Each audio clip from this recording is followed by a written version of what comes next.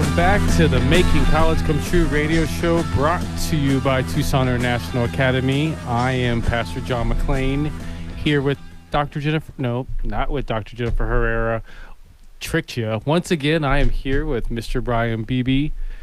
Yeah. Still not Dr. J. Still not Dr. J, yeah, as the saying goes. But I think you're really starting to, kind of make a home here. I'm gonna at least have a backup cot for you here, so that way, you can be at the ready. I've worked my way out of the corner. Yeah, that's good. Yeah, so absolutely. Moving up. So you're even though, believe it or not, the camera can actually see you better in the corner. Oh, well, it's good I'm over here then. Absolutely. So you like me, we have those faces that are made for radio. Yes, so sir. we're exactly as we should be. So on the other hand, you're a great co-radio show host. Oh, well, thank you. I was just talking about the one that brings the beauty to the room here. Okay, yeah. Well, we'll get to our guests because we definitely got amazing guests today. But I had to remind the people that our person with more titles and more degrees than a thermometer, unfortunately, won't be joining us today. Wah, wah, wah.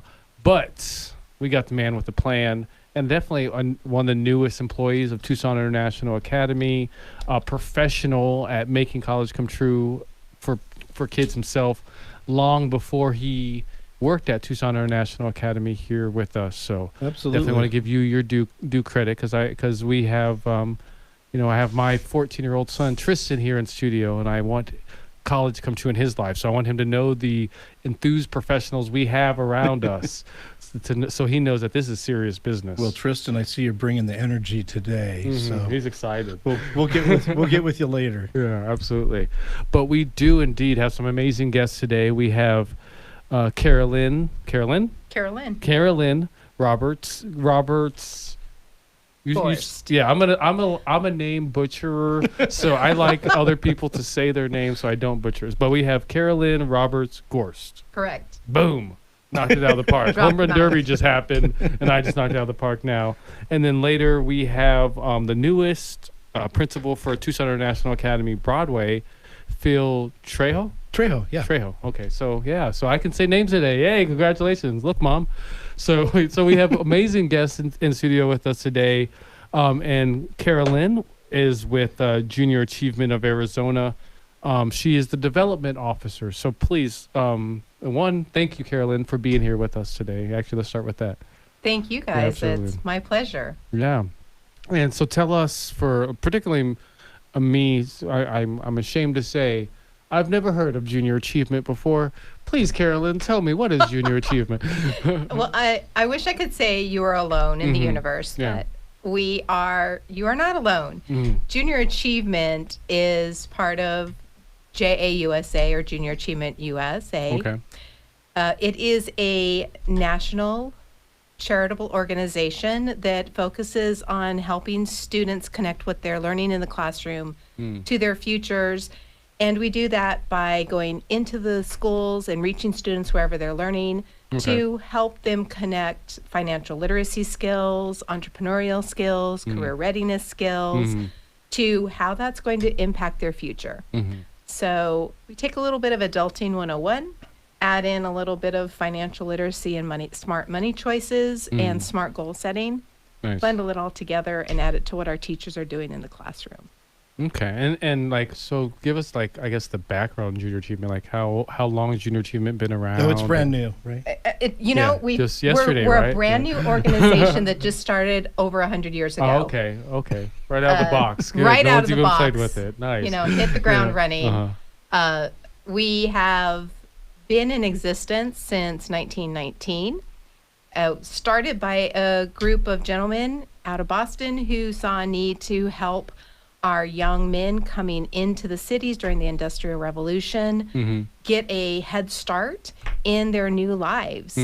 As we moved from rural America to the industrial age, and Junior Achievement has been growing with the U.S. and with the education system in the U.S. over the past 100 years, making sure our students are getting that every advantage before they graduate to succeed and work in life.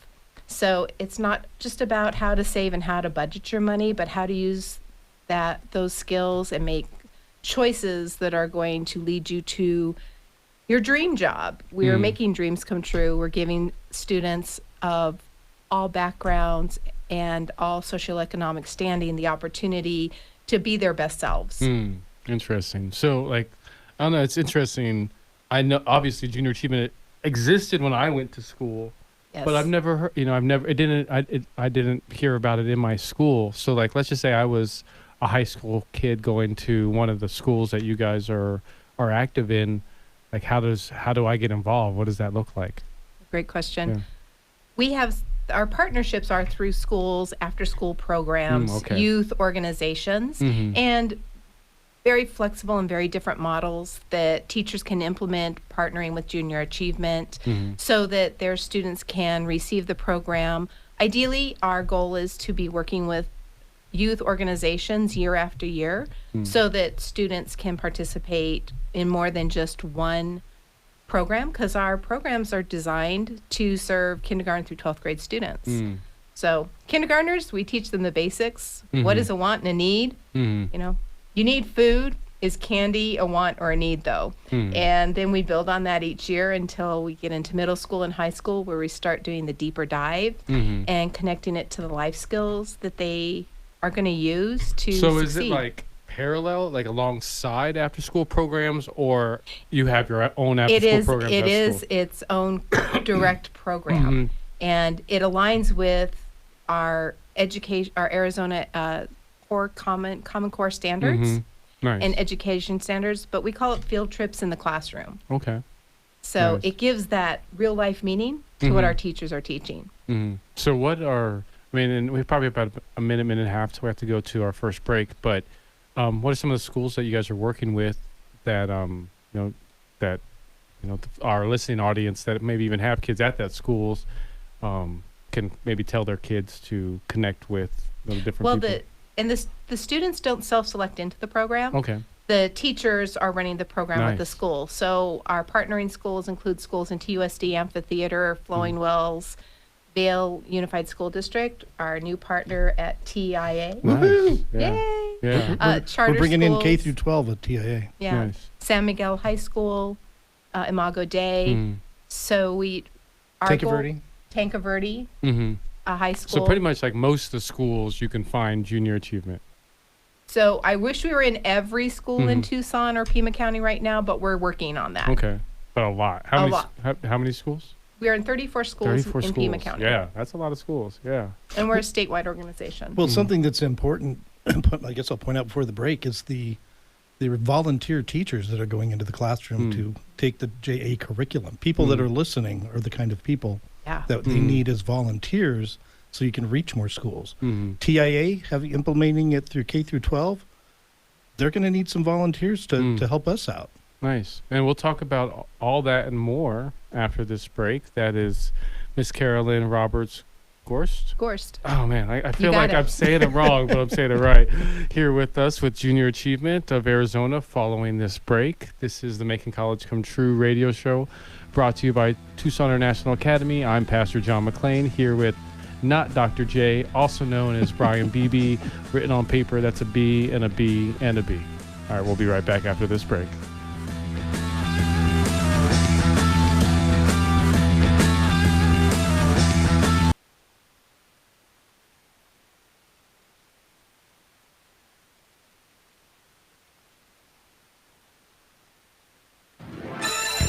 We now return to the Making College Come True radio show, brought to you by Tucson International Academy.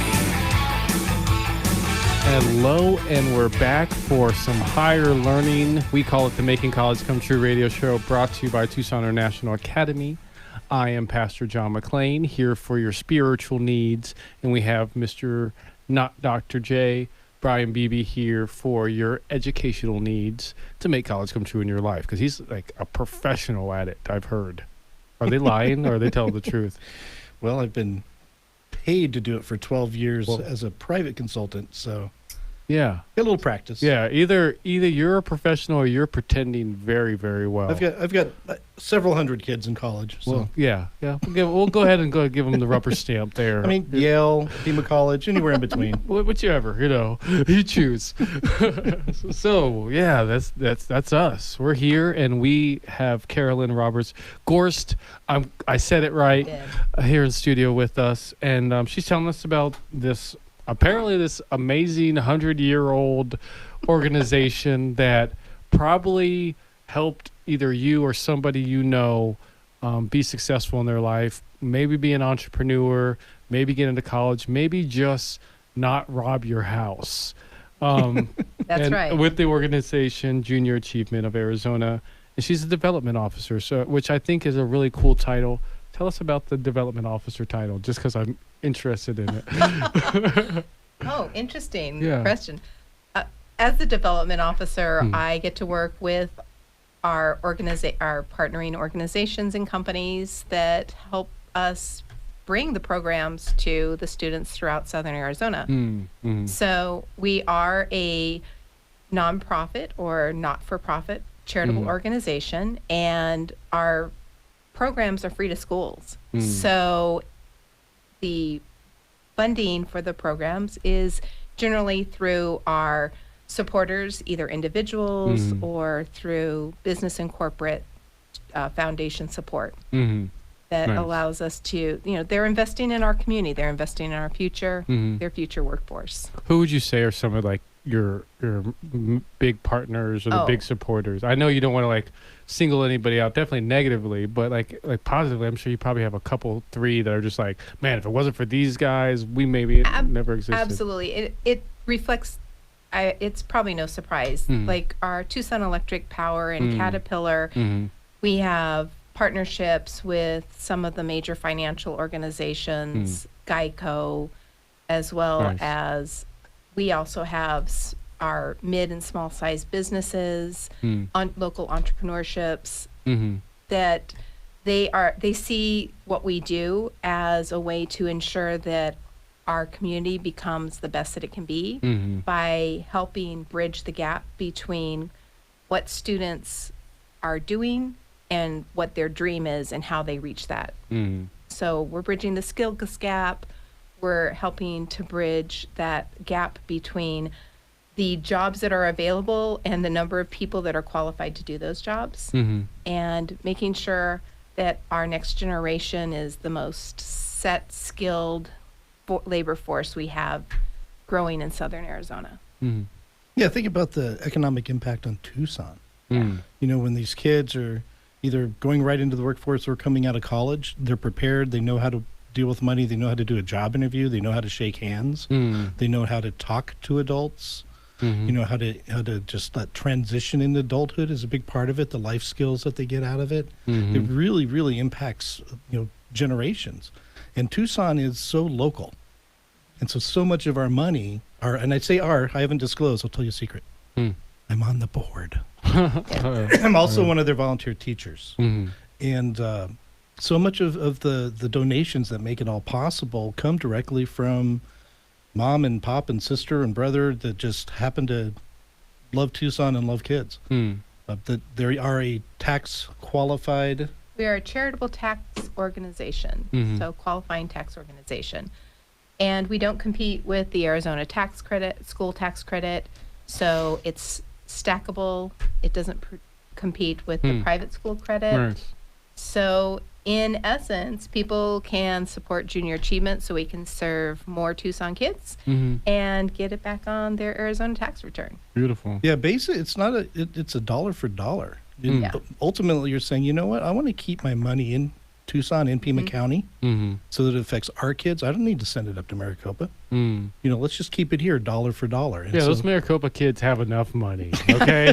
We need our money, absolutely. Yeah, and I know during the break you were talking a little bit about kind of like the statistics or the fun facts coming out of Junior Achievement. I guess Mr. BB, speak to that.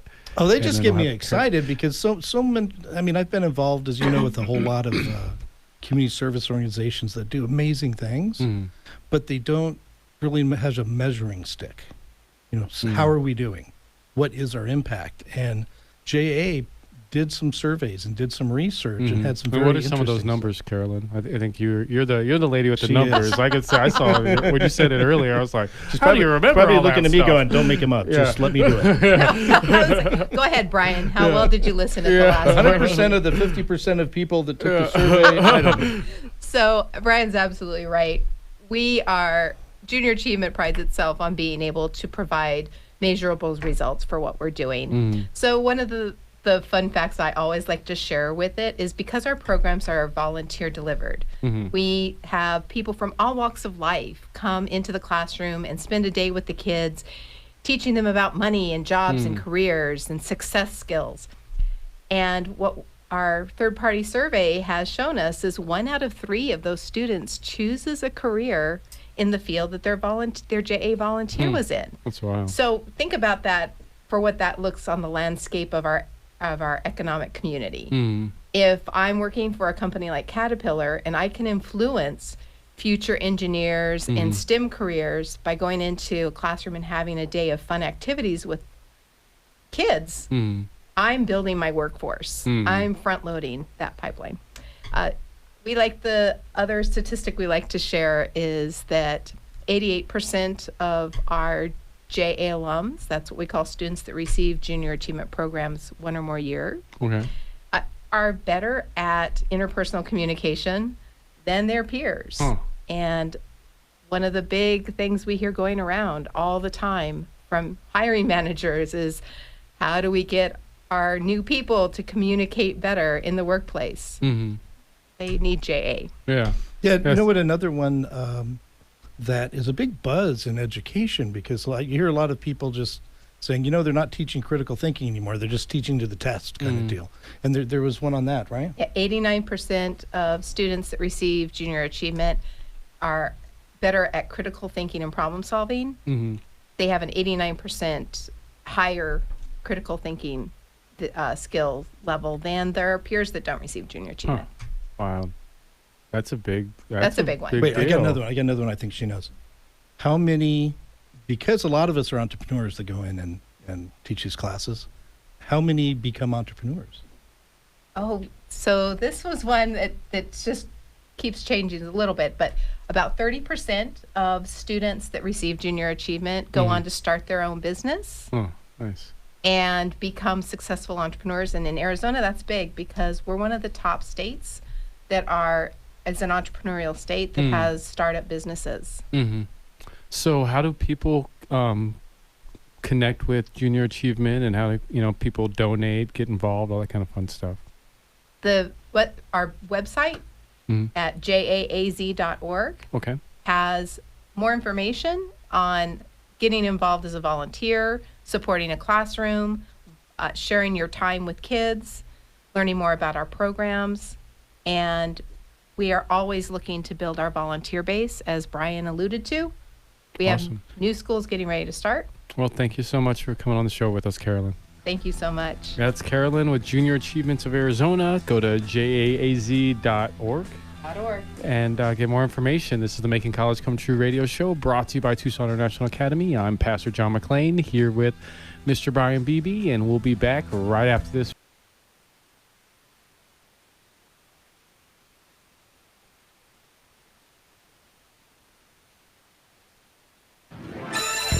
We now return to the Making College Come True radio show, brought to you by Tucson International Academy. And welcome back to the Making College Come True radio show, brought to you by Tucson International Academy. I'm Pastor John McClain, here with not Dr. J, not Dr. Jennifer Herrera, the superintendent of Tucson International Academy, the author of the book Making College Come True, 10 Keys to Success. Grab that on Amazon, that's for sure.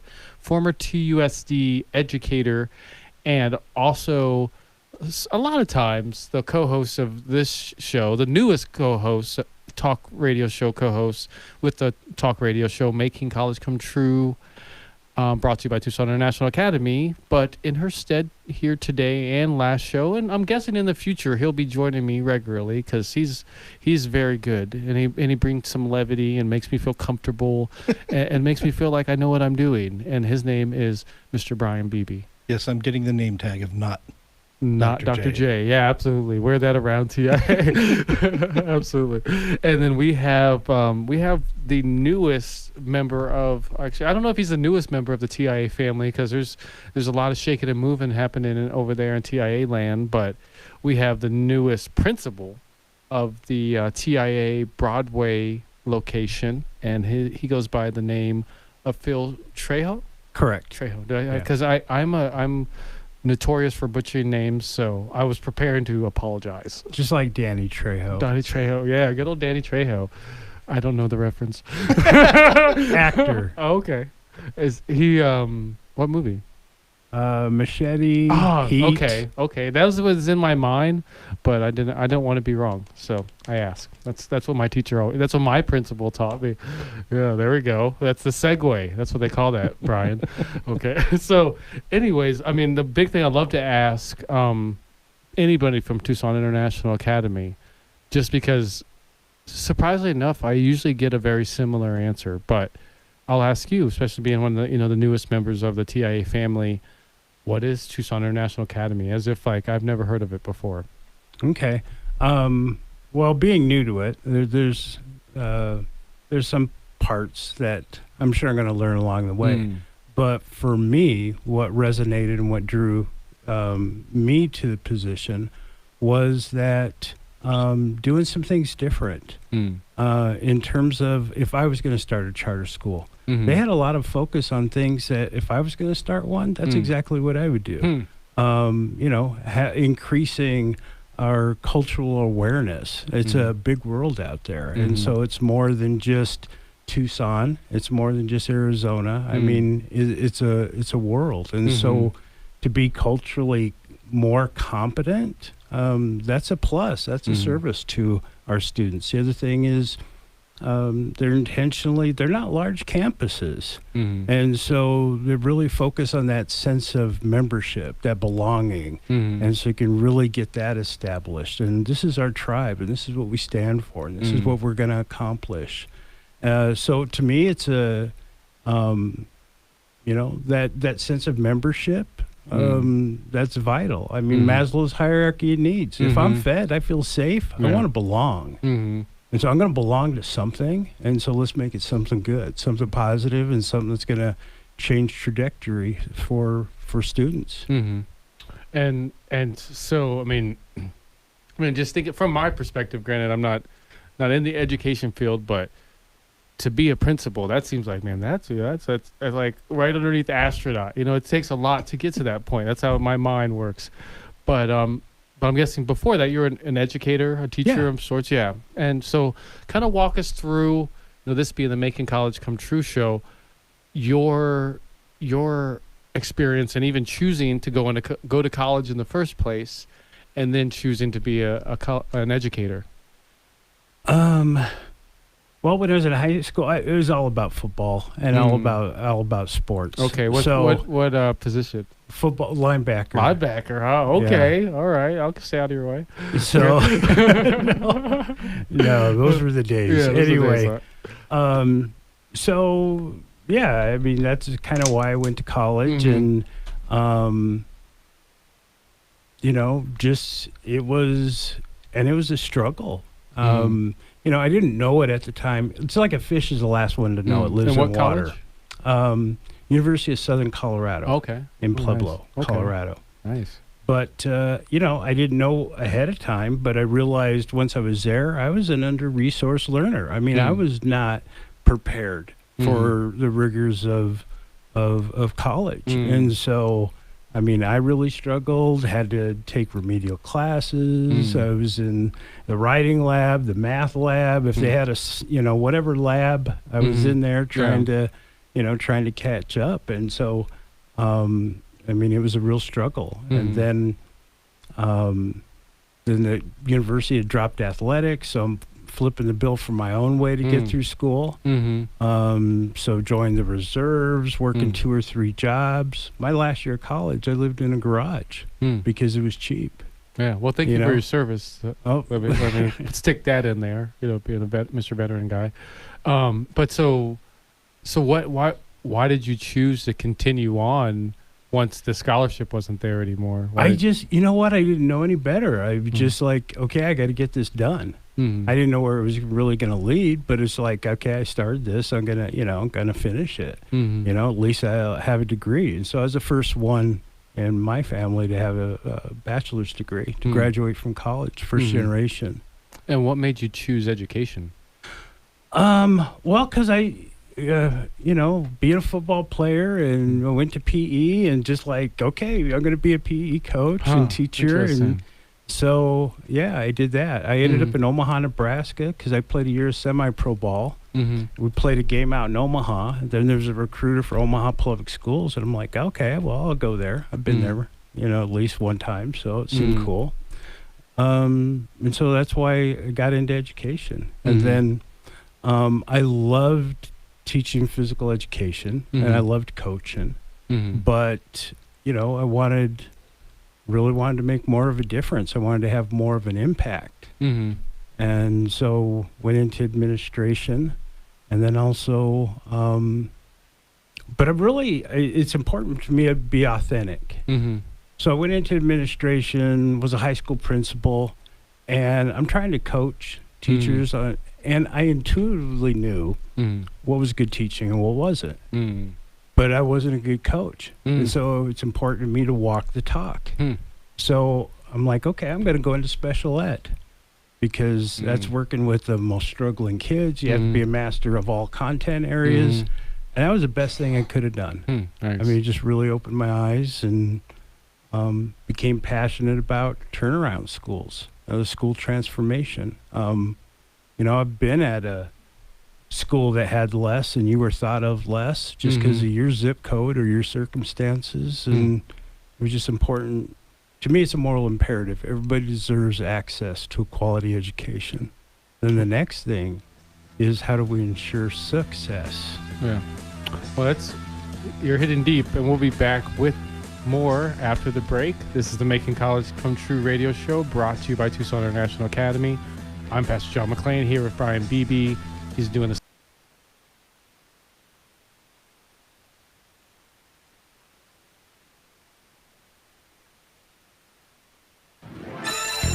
We now return to the Making College Come True radio show, brought to you by Tucson International Academy. Welcome back to the Making College Come True radio show, brought to you by Tucson International Academy. I'm Pastor John McClain, here with Brian Beebe in the studio, bonding with the fellow veteran man, veteran power. I love it so much. I think I heard more acronyms over the break than I Oh, yeah. MOS, 92 Fox, 92 Whiskey, Infantry, Medic, all the goodies. So we got a fellow vet, Mr. Phil Trejo, here in studio with us. What was your rank when you got out?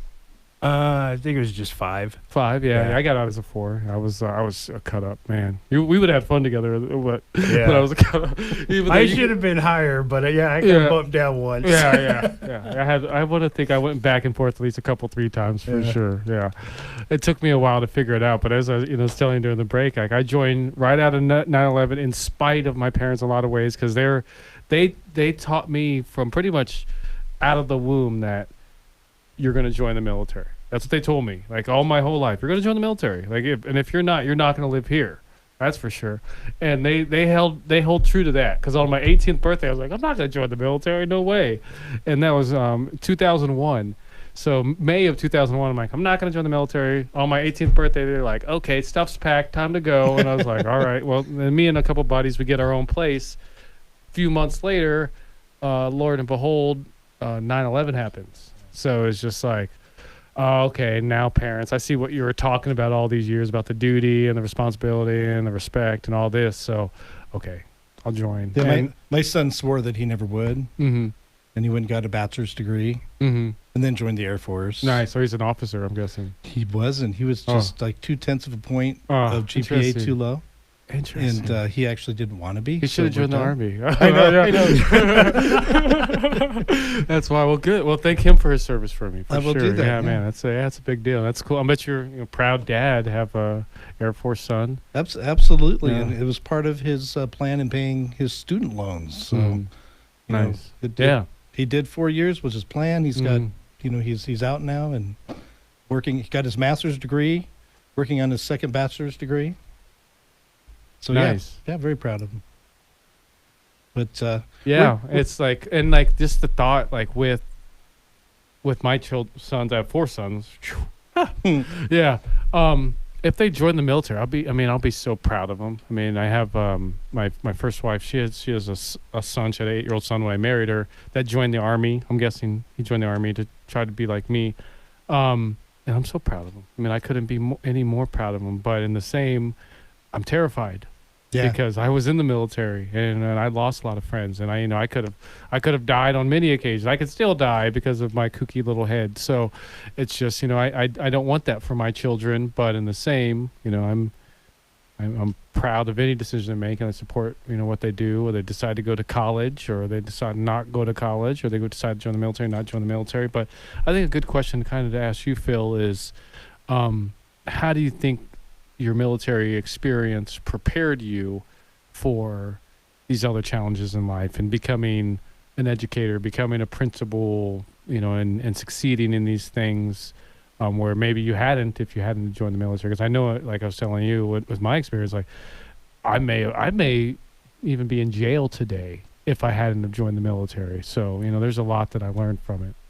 Yeah, one of those things you learn is that bad decisions make for great stories. Yeah, that's right. That's true. The other thing, though, back to your point, I think one of the things that I think everybody that's gone through, like basic, is that you end up walking away from that thinking, oh my God, I did it. Mm-hmm. And, you're pushed harder than you thought you could. That 12-mile march with the rucksack. And you accomplish some things that you had no idea you'd be able to. You thought you were going to die, they're going to kill you, but no, they didn't. And, you made it. That's why you say that. And then you can apply that to the other things that you do. Mm-hmm. yeah, my version of that was the police academy. Back then, it was run like basic. Mm-hmm. I can see that. And I think one of the important things that I took away from that was you're not on your own. Mm-hmm. You have to be able to function as a unit, as a team, to be able to accomplish anything. Yeah. And that's important for young people because they're so much more isolated than we were growing up. Mm-hmm. And they need to be part of something. Mm-hmm. Yeah, I mean, and as you're saying that, the thing about how, like, they push you to the point where you think you're going to die, like, it's weird. Even though I've been to war, there were times in basic training where, like, I was way more terrified than times at war where I literally thought I was going to die. I mean, like, especially that 12 miles rucksack march, like, at mile 8, I was like, literally, I'm going to die of exhaustion. Is this possible? But then once you get through it, you realize, man, I was just being a big baby. I'm just a big sissy. What was I thinking? Yeah. Well, go on, please. You realize that there's more in the tank. You can push yourself. Mm-hmm. I think the other thing that's really valuable that you can apply in a lot of aspects of your life is kind of that military mindset. And that is being able to have you've got a mission-focused mentality. Mm-hmm. And, it's like, okay, so, this guy on my left, he may not be my best friend. He may not be on my Christmas card list, but you know what? We've got a job to do, and we're going to get this job done, and we're going to do it. So you learn to put aside, the petty personality things or just, whatever. Yeah, that guy's a little goofy, doesn't matter. We're same team now. And so, I don't succeed unless you succeed. I don't know. I'm feeling a little bad. I'm not on his Christmas list, though. I know. Or his best friend. I know. You have some work to do. And I'm a little goofy. Yeah, you got some work to do. It's just, I mean, what I've learned is about vicinity. So you just got to, like, show up at his gym or, like, places he hangs out. Be like, hey, bud, you hang out here too? Cool. Well, my office is actually going to be at his campus. So. Okay, well, good. So That'll I have time. help. I have time. Yeah, there we go. Bring gifts, coffee, bagels. Yeah. I'm doing the one bringing all this stuff. He's the one that brings stuff. It's true. Coffee Yeah, see, that's why you're not on the Christmas list. But I'll step it up. Yeah, for sure. So, I guess kind of like also talking about like this transition from being an educator versus being in administration. Like, what kind of tell us a little bit about that transition and kind of the challenges that you've seen. Being an administrator versus being an educator, which, I mean, you were talking about, you went through kind of different field or different areas within education to challenge yourself to kind of, you're looking for that challenge. But I can imagine get into administration, we're talking about a whole new, bag of wax, and it could, I'm guessing things weren't expecting out of it in a lot of ways. Well, I think people that succeed in it, they like being problem solvers. They like the challenges. And how do I navigate this? How do I figure out a workaround? How do I make this work? How do I reach this person? How do I, change outcomes? So I think that's one of the things. I think the most important thing is fundamentally, what's your why? Why do you want to do it? You want the title? You want supposedly a bigger paycheck? Or, like for me, I can care less about what the title is. It's what's my level of influence. And when I thought about it as a teacher, it's like, okay, I could influence, 20, 25 kids in my classroom, something like that. All right.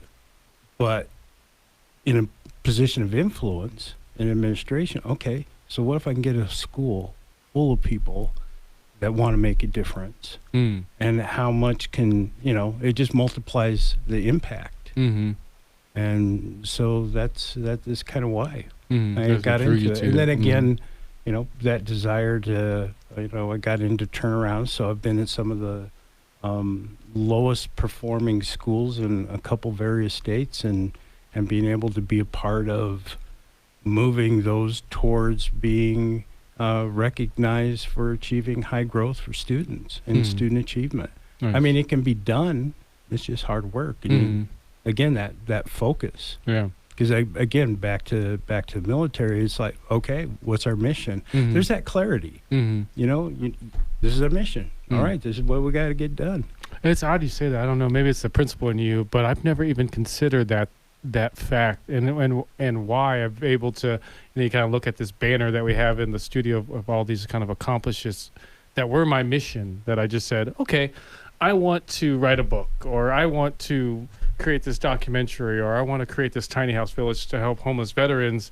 And it was just like, those are my missions, and I wasn't going to stop until I achieved that mission. And that's having that, I mean, I guess it was in the back of my head, because it certainly wasn't in the front of my head that it was even my mission. It was just like my calling from God is the way I see it. Yeah. It's like God called me to help veterans, or God called me to, write a book that can help people, or, this type of thing. So that's awesome that you put in that. And now I guess, like, and being a principal, like, what is, what do you look forward to in that role with Tucson International Academy? And just, and I guess even looking forward, because, in this, you have this big, long life ahead of you. Those at home on the radio can't see, but he's a young man, maybe, 20, 30 years, you may be doing this type of work. So, what do you look forward to as a principal at TIA? I guess we'll start there.